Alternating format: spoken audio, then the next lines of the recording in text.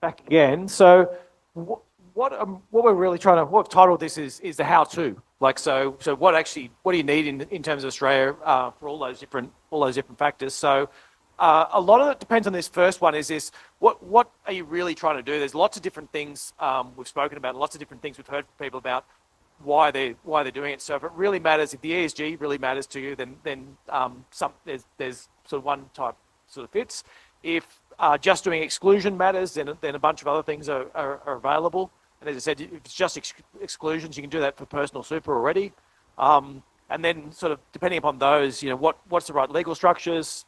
How are we doing the index customization, technology trading? So I'll jump back to that chart if we can, just to show. So just again, this one from the start. So hopefully now it might make a little bit more sense to you. But the idea that we've spoken a fair bit about this, the index and the core weights, and the customization and the software.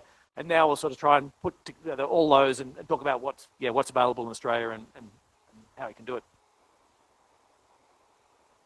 Actually, I'm going to just jump very quickly as well. There's obviously been a lot of questions about cost and things like that. So we've put all these together for ourselves, and we're sort of running it for a few hundred clients on our portfolios and across a few different platforms. So the costs do depend across different platforms, but by and large, we're sort of charging 16.5 basis points on the investment side, and then there's an admin fee.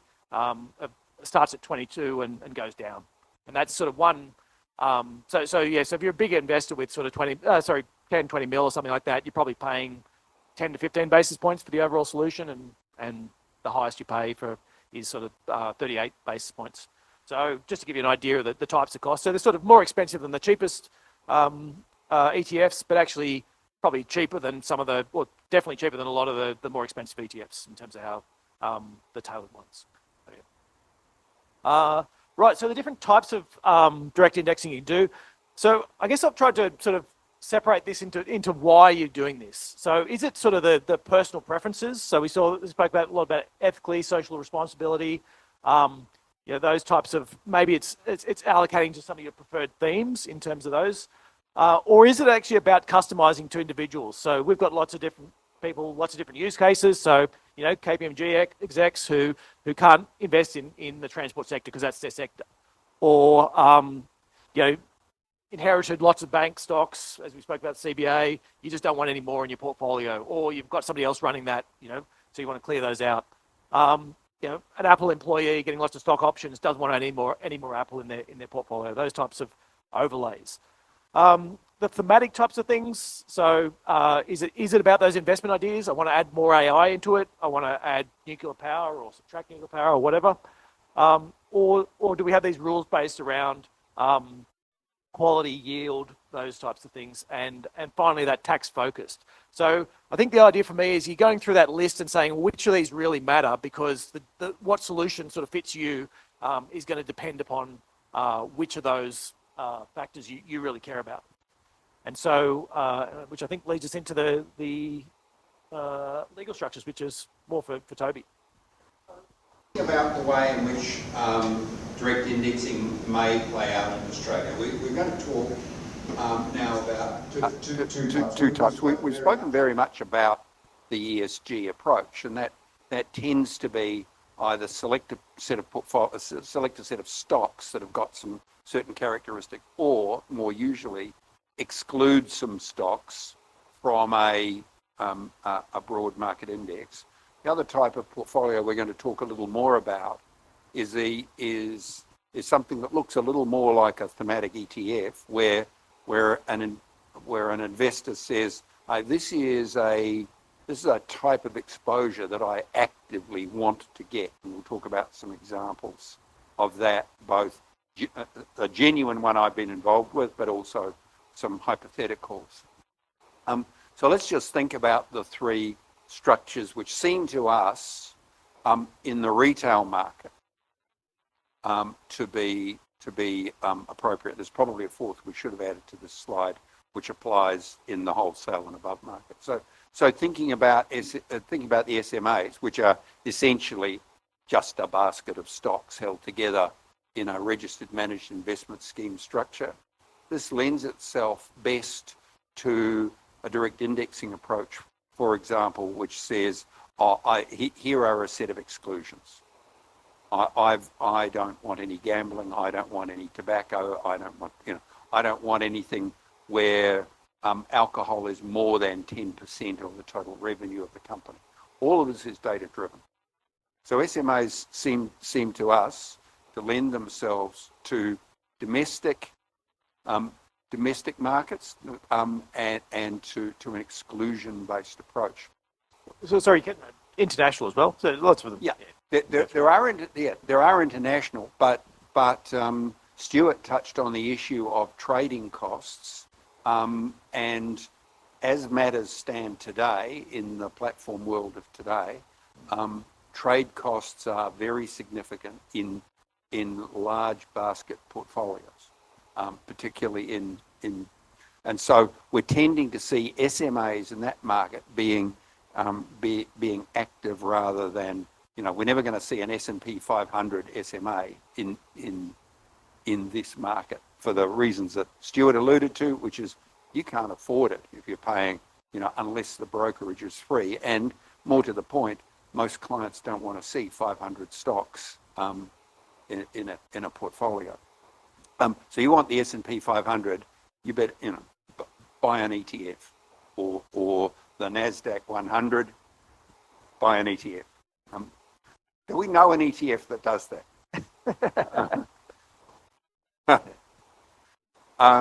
So your friendly ETF issuer will provide such a thing. So let's now think about the MDA structure, because this, it seems to me, particularly in an advised world and particularly in a wholesale world, is the structure which is going to be most suitable for this type of approach. So an MDA structure, just to go back to the sort of basics, is it's an unregistered managed investment scheme. ASIC have, through the legislative instrument, have provided some reliefs from the Corporations Act for managed investment schemes. What you have is a contract, not a PDS. Every client has a contract, not a PDS. Every client has an investment program, not a PDS. Now, what that means is that, in fact, legally, every client's account, every MDA account is actually a unique entity. Whereas in whereas in an SMA, it's done through a PDS, everybody's in the same vehicle. They may own the stocks uniquely, they may own the underlying assets uniquely, but they're all in the same legal structure. In the MDA, actually, every client has an absolutely unique legal relationship to a set of assets, and that investment program, the RG 179 helpfully says this may be drawn broadly or narrowly. So the investment program allows the MDA provider, typically an advisor or a specialist MDA provider, to say to the client, we've agreed your portfolio is going to be managed in this way, to achieve this goal against this benchmark by excluding these assets.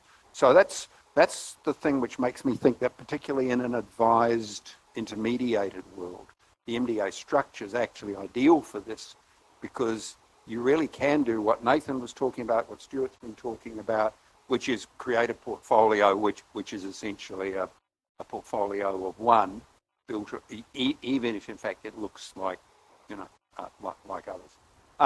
We put advised or stockbroking accounts on here, and again, this is a technology-driven thing based on the power of attorney. Somebody's got to have the right to execute trades for a client without an ROA and without every trade being approved. Yeah.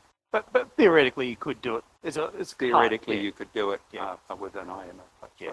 So, are there any questions about the sort of structures that might underpin a direct indexing offer? Okay, let's move on a bit. Yeah, so we'll do quickly the regulation. I think that's back to you again. Yeah. So, look, again, ASIC licensing. So, if you want to use that MDA approach, then you're going to either have an MDA provider authorization on your license, or you're going to be working with an MDA provider. So we've got Dash in the room, they run MDAs, Philo runs MDAs. We had an advisor in the room till a moment ago who's got an MDA on his license.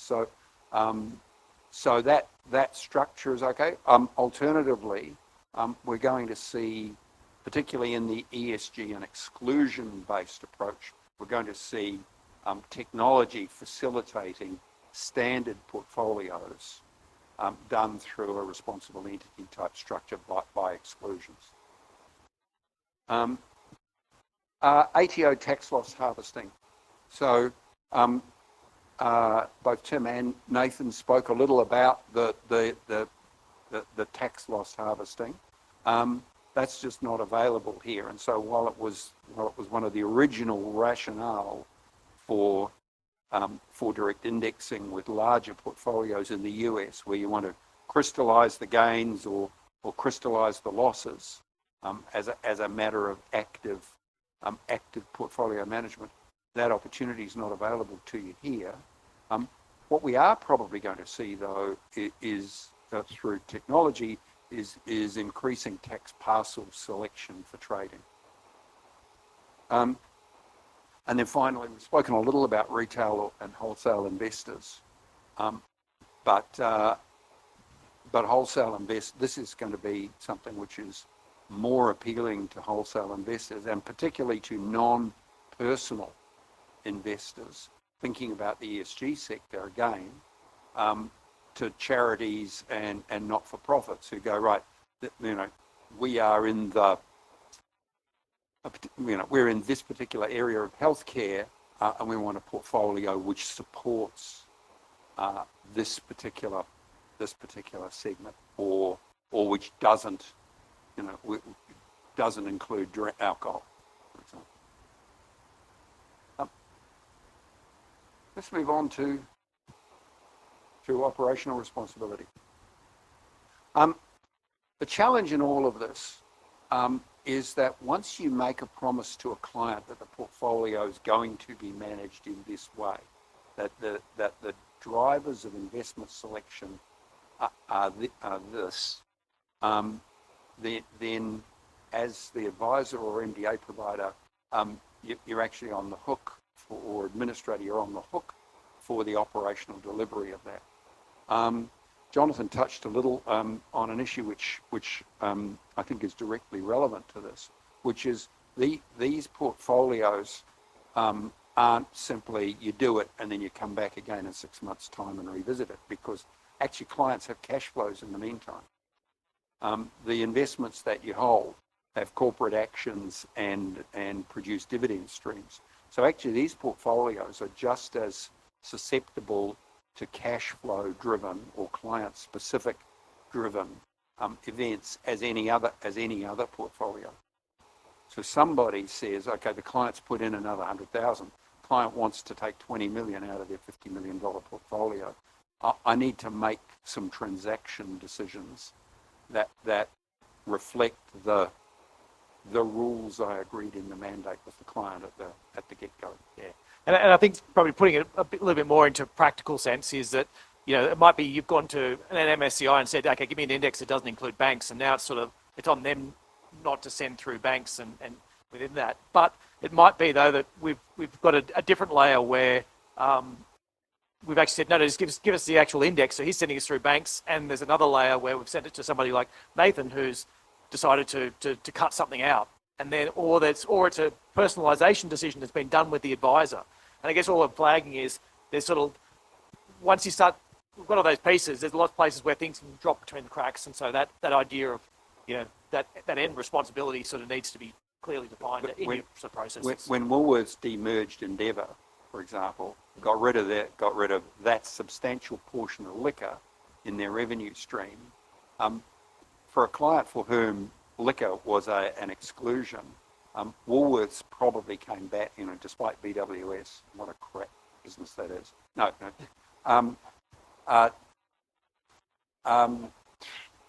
Sorry, it's won by the Woolworths. Woolworths probably came back into the choice set. I mean, Woolworths might have come back into the choice set for a client who said, "Hey, I want the ASX 50, but I don't want anything with more than 20% liquor in the revenue stream." Client data. Yeah, so again, I guess this is the part which it probably comes. I probably might skip over a few of these because I think Stuart probably dealt off on these. There's these different systems that you sort of go through, and like, who's in charge of collecting that? Is that outsourced to a third party? Collecting it internally? Applying that to the actual portfolios. Is that coming in from one client management system that needs to interface with what these guys are doing? Then you've got the whole how the fund manager is actually running it. But they actually want to go in there and have their target weightings for they're doing a rebalance or whatever it is, and then how's that getting applied to the trading? Some of the examples we have is that a lot of these systems, especially once you start doing exclusions and all these things like that, they throw out a lot of trades because the example I'm using is I've got 100 stocks all at 1% in there, and I've substituted out a different stock for something, and then the next day I've substituted in stock B for stock A. Stock B doubles the next day. Well, if I'm looking at this portfolio, I'm like, I've still got 1% in everything in this original portfolio, and I've got to substitute it in, 1% of this stock A in for stock B. But the person who actually owned that, stock B just doubled the day before, so they own more of that, and now you've got to work out what am I doing, and like there's lots of those, how are you actually managing that whole part? There's 100 different decisions you can make about how that actually fits in and what you're trying to do. No, there's no what's the right answer? Yep. Yeah. Then we come back to the target weightings, and Tim spoke a little about the frequency with which they refresh an index and with which the portfolio gets refreshed. So, for example, I'm going to use this as an example later on, if market cap weight is in fact one of the criteria, you've got to have a process for ingesting the market caps on the agreed schedule, whether it's weekly, quarterly, semi-annual, whatever it might be, and making the trade adjustments, which may be at quite marginal, to reflect Damien's example of the stock that's done in NVIDIA. Well, exactly. I was going to use NVIDIA as an example. That was one we sort of do a grey area where stocks, grey area stocks can be either in or out. Pretty similar to most of the guys, but yeah, if you rebalanced on the wrong day with NVIDIA, all of a sudden you underperformed by a couple of percent because if you had a 6 monthly and you just missed it, or do you have it more frequently? As you said, we're happy to do a bit more frequently and have wider bands, but it's got to be a decision within to what you do. Yeah. Okay, so let's move on a little to talk about. Yeah. So the thought process as you're putting these together is, look, are you actually out there trying to minimise your tracking error? Are you trying to run this for somebody who's like, give me the ASX 100 and I want to be within certain tracking area bases? Or are you looking at something that's actually going to be really broadly changed anyway? So I'm giving it to clients who are actually going to go in there and add lots of sectors and take lots of things out, or I've got investment committees that are going to throw more of different things in there, in which case maybe you just look for a more broadly representative exposure that you modify as opposed to that. Equal weighted or market cap weighted, different index providers, we won't mention any of the others except MSCI given they're a sponsor, but the cost of provision is that type of stuff you need to decide. And then those, some of those factor tilts I think are on the next one. Yeah. In fact, it was interesting in the last session, the market weight or equal weight, for those who were at the portfolio management conference, Louis Christopher had an excellent example because he was talking about AREITs. He quoted all the stats on the AREIT market on both equal weighted and market cap weighted. In that particular case, Goodman's 37% of the index. The top three, Goodman's, Centre and Stocklands, are 75% of the index. Well, equal weight creates a whole bunch of other problems, though, because now you're like, every day I'm out of whack. I was equal weight today, and tomorrow I'm not. So, do I rebalance tomorrow? Do I So and that sort of will depend upon your decisions about which index providers and everything you want. Then you got these customizations, and so the idea of the customizations is we're talking about whether it's. I've sort of separated into three different sort of categories. You've got the screening part, which you can do for a whole bunch of different reasons, but that's pretty simple. That's the knockout. We've got the tilt part where it's like, okay, I want to add stuff into this portfolio, and so I might be starting with, whatever, the top 75 stocks around the world, and I want some extra nuclear power and some extra AI, and I throw that in, and they might be stocks already in there, but I'm just sort of topping up. And again, it's almost like, in a way, you can just run that as separate portfolios, and we're adding them all together. Or if you're more interested in the factor portfolios, it actually starts to get complicated as to how you need to decide how you want to do it. Am I just adding an extra flavor? I just wanted some extra more quality stocks and the overall quality will lift?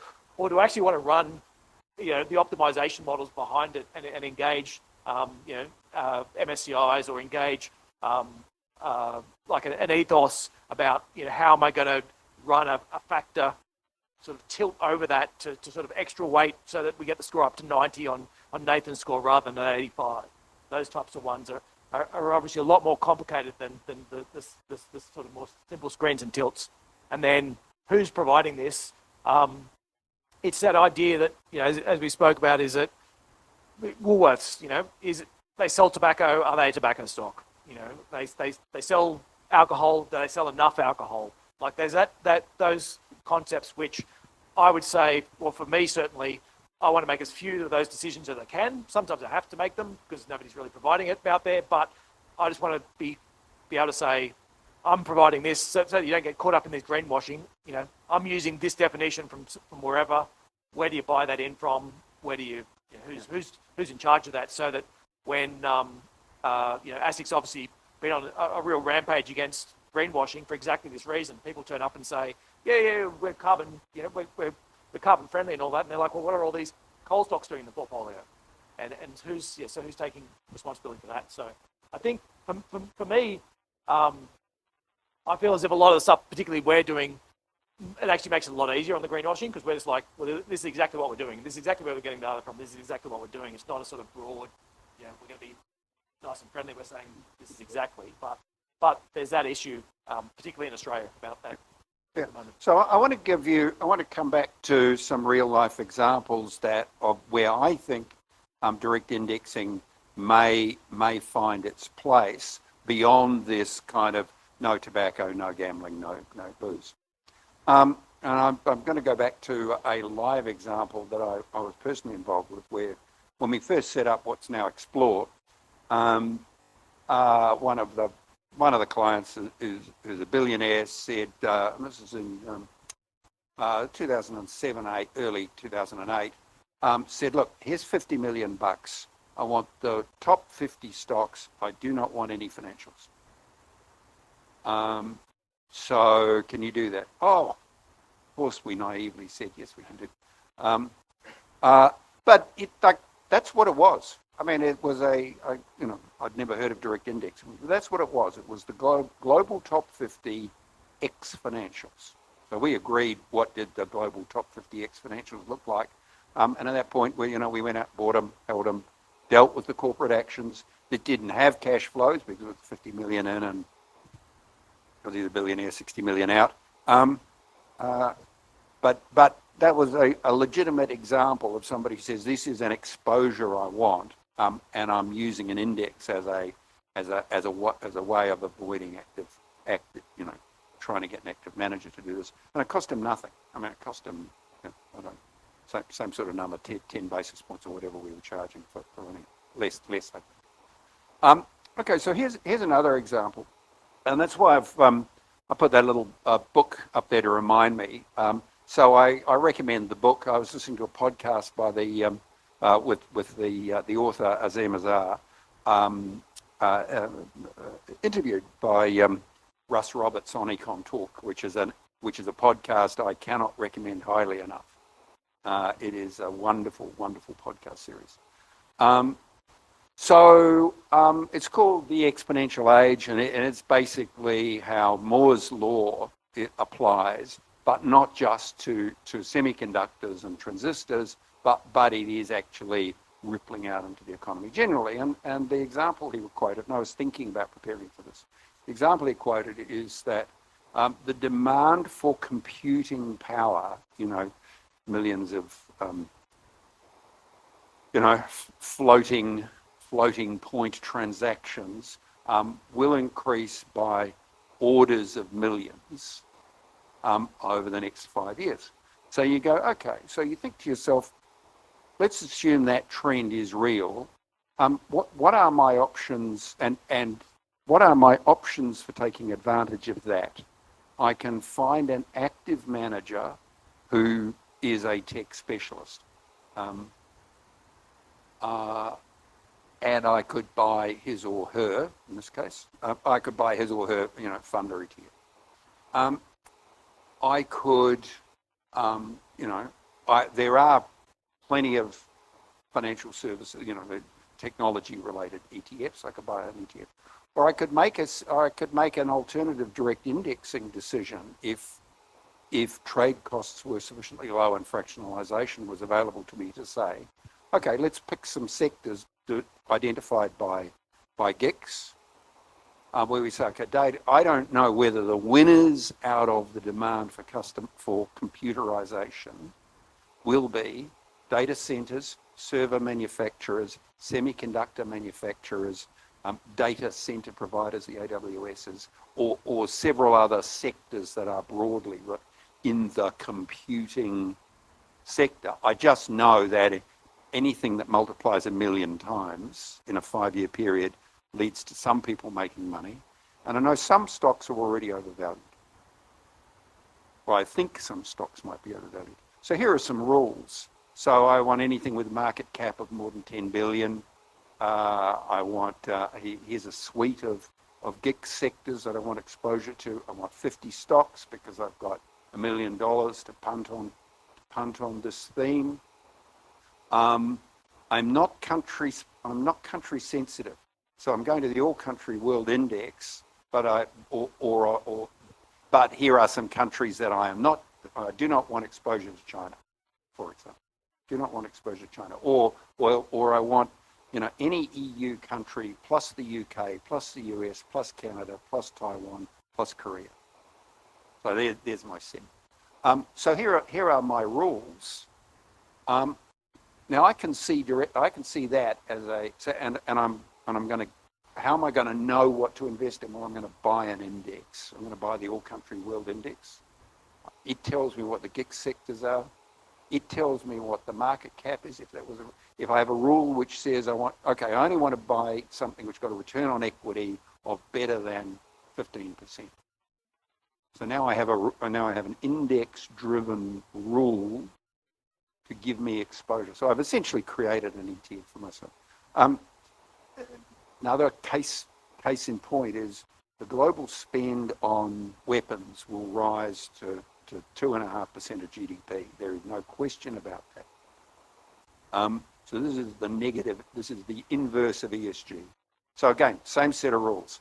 EU, UK, US, Korea, Taiwan, Japan. I left Japan out of my computing set. And so on and so forth. Got to have a market cap at $10 billion. Got to derive 70% of its revenue from government demand, and got to have a 15% return on equity. I don't know who the winners are going to be. I don't know whether the winners are going to be Austal or Rheinmetall or the Korean guys who are selling as much 155mm shells as they can produce to the EU to send to Ukraine. I don't know who's going to win. I just know that 2.5% of GDP is a big number, and selling guns is a very profitable business. So I can see these as live case studies for, there will never be an ETF which says, hey, those are the rules for weapons, for my weapons exposure, for example. But partly for, It's not because they couldn't do it. It's an issue of size, and I think that's what for a lot. And sometimes it's the speed of being able to say, a Magnificent 7. We had a lot of requests early. How do I get that? And it's like, oh, okay, well, let's actually put a large tech exposure.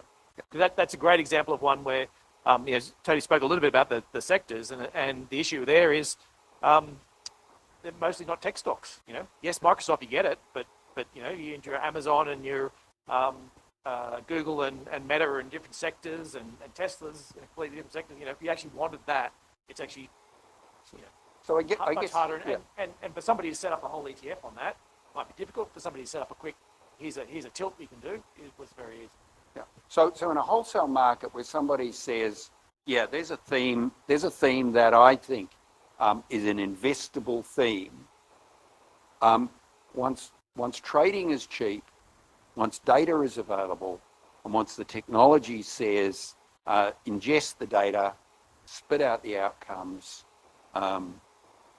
then we'll end up with portfolios that look like direct indexing. Before we want to jump to the next one, I just want to go really quickly on customization as well. The other problem of giving people customization is they do it, and you'd be surprised at the stuff they do.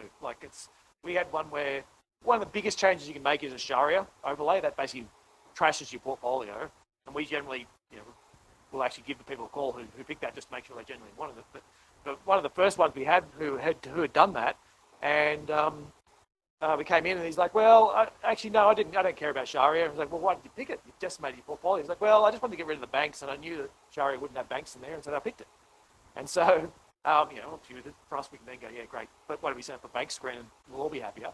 But it's that idea that as you start doing this, people start ticking lots of buttons, and the next thing they've just wiped their portfolio out. This is to Nathan's point of you give people a set of good things and they tick them all. Yeah, and so for example, we'll run like a healthcare. We run two versions. The sort of worst of that gets rid of your animal testing. Sorry, we run a worst of animal testing where it's the makeup providers and stuff like that, or the any. But the problem with the any is there's all these companies that are required by law. So next thing you've wiped out 20% of your international holdings because they're all it's all the healthcare stocks. And is that really what the client wanted to do, or is that in their best interest? You need to make sure that that you've got control systems.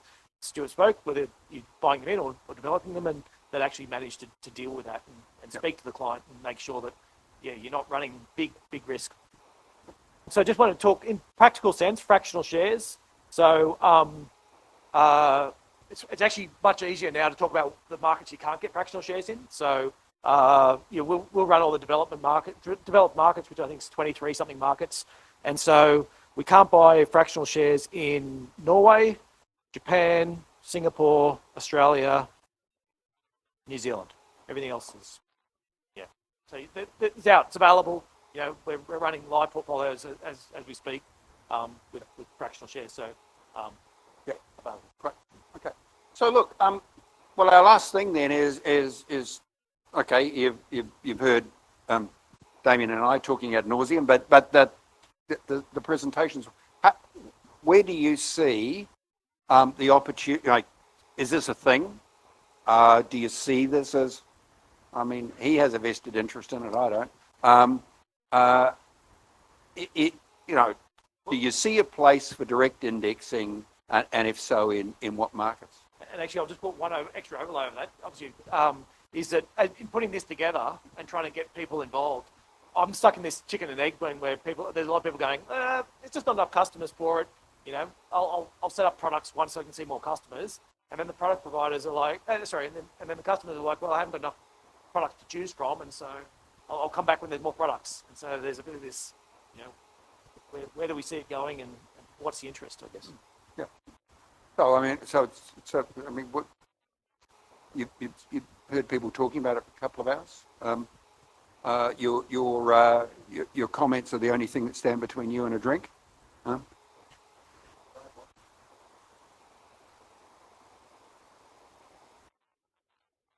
Yeah.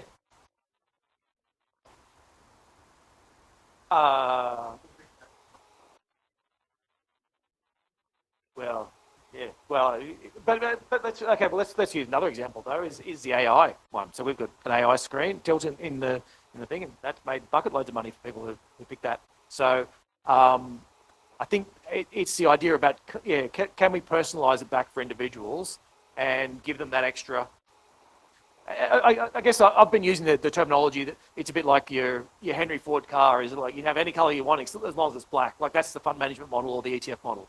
And this is effectively saying that You can get orange. But well, I guess what I'm saying, but once you've got an ETF, that's it. Like you've made your ETF, you can have that. You know, whereas this, I guess what we're trying to say is, look, I want that ETF, but I don't want these elements, or you know, get rid of Apple because I've already got plenty of it. And so from that perspective, I think delivering results to people, you know, maybe the Apple one is a good example. He might have underperformed a little bit, but actually he's already up to his gills with Apple, and so for him, it was worth it to not have Apple in his portfolio for a few years. Any other thoughts on how this might? Yeah. I recall a client that came to see me probably about 15 years ago and said that he was really concerned about the underinvestment infrastructure in the US, and he wanted to get a lot of exposure to that. And I had to say to him at the time, I'm sorry, I just can't help you. I don't have that breadth of experience, so on and so forth. So, yeah, I think with something like this, we'd be able to actually help deliver a solution around that. Whether it comes to the gentleman's point in front, does that deliver better returns? I think that's a great question. But as a financial advisor, I'm in the business of creating portfolios with, to achieve a good return, obviously, but to also help clients build portfolios that they're comfortable with. So I think how I could see that being used in my practice is to help with those, ethical concerns that clients have, or, to use that client's example, that infrastructure exposure in the US. I think that's where I can see that playing. Will that deliver a better return than our portfolios we run now as an MDA operator? I'm not quite sure. We'll have to wait and see. But I think that's where I can see it being used mostly. Well, and think as well about that from that point of, like a tilt, for example, might be 3 or 4 or 5% of the portfolio. Is, as you said, you can go, here's my, Simon, you're running your portfolio. This is it. I've got this bit.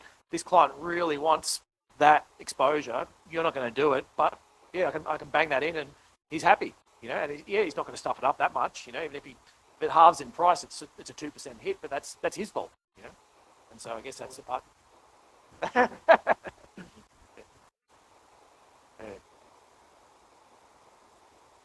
Look, thanks very much for your time. Yeah. Thank you. So in the chicken and egg situation you were saying, I think the market where there's going, take ChatGPT, for example, people were not asking for it. They were fed that information. Now people have no choice but to take on it. Same thing goes with the product. We put it in front of the customer. It's their choice to take it on. People are taking risk more than ever they have done in the past. So I think the choice is obvious. Put the option in front of the customer and they will take it. Well, there's that other great Henry Ford quote, isn't there? If I'd asked the people what they wanted, they would have said a faster horse. Yeah, Peter.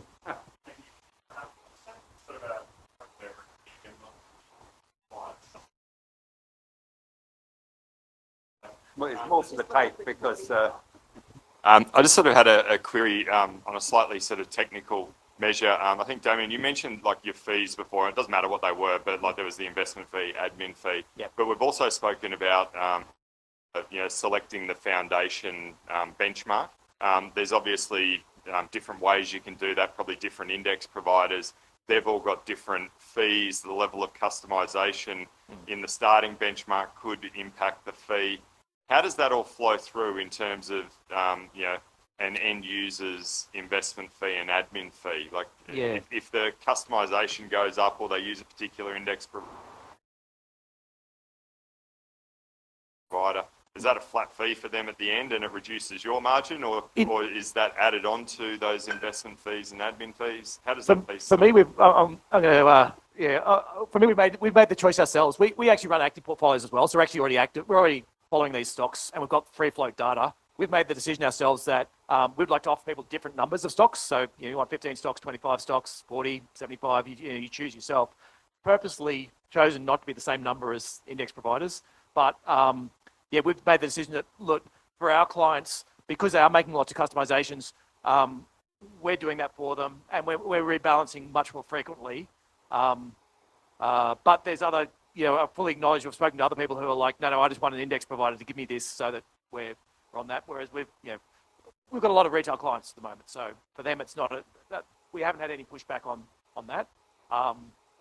sometimes and then now's actually a really good time to go, like our global 40 portfolio is up 40%, and the S&P 100's only up 37%. So you got to then explain to people, well, that's a fair bit of tracking error, but it's because we're overweight the large cap stocks, and they're the ones that have been pushing the index. So it's a good argument. Sorry, it's a good excuse to have to make to people now, but at some point it'll be the opposite, where it's like, well, yeah, okay, we had the big stocks, and they're the ones that fell, and you need to be able to explain that, I guess. Oh, this is great. Any innovation, particularly that delivers a real tangible benefit to the end investor, is good. But just a point on costs from Pete. I mean, P&O costs are one thing, and we're certainly intimately aware of this, but particularly with something like this where you're trading off customization and cost, is like as soon as you bring any type of indexing into the picture is market impact costs. And that really is the dirty little secret of indexing. That the weight of money can really drag performance, particularly with something as customized this. Market impact costs are critical. So, and that's part of the reason for us choosing to do it ourselves, because we rebalance much more frequently so that we're not lined up with everyone else to try and jump in as NVIDIA is coming into the 100 or whatever. But, that's certainly one of the issues to be conscious of. The more customized you get. Yes. Yeah. And the individual trade. So so you the better solutions. Well, the ones, every different platform is different. So some platforms where like you need to trade a lot. You might need to trade a couple of thousand to make it worthwhile. Other ones where like fine, we'll trade fractional shares and we'll just bundle all the costs and trade at basis points and there's no fixed charges. And so it really depends on the platform. But there are ones out there that we on some of them we absorb the fixed fee cost because it actually makes sense to us to do that and have one flat fee.